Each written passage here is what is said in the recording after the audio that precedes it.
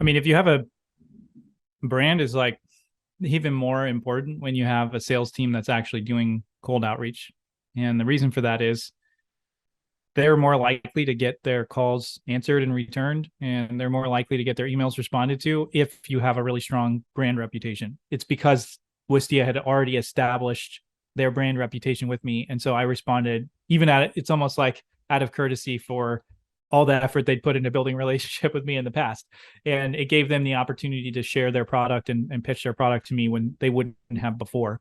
Um, the problem on the opposite side is when you focus too heavily on lead generation and just cold outreach without building that brand reputation, you're actually doing the opposite. You're basically like taking your cold outreach or lead generation where you're following up in a way that people don't want you to follow up with them. I think that's the big problem is like you download an ebook and you get a call from the sales team or you get a cold email.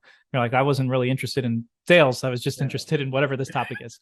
So, if you're calling it and it's irrelevant, you're actually like spending your brand equity in a sense. You're taking money out of your brand bank account and you're spending it right now and it's gone. And if the person's ready to buy, it was money well spent. For the 99 people out of 100 or 98 out of 100 that weren't ready to buy, you spent that money and it's gone. And then what happens next time you go to get in front of that person? You don't have any money left in your brand account to spend. And they're like, see ya. I'm not interested.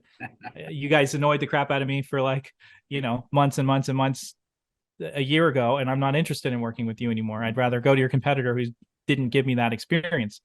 Whereas on the flip side, if you've added a ton of value to them up front and you've been building this relationship with them, you've had conversations with people on their team that weren't sales conversations. They were just helping them out, adding value, giving something to them that made their job easier. So then in the future, when you do actually reach out and ask, or they come to you, you haven't spent your brand equity. You've actually like invested it and your investment has grown. And now you have this established brand that people just automatically trust when they relate with you. So I would say it's pretty important.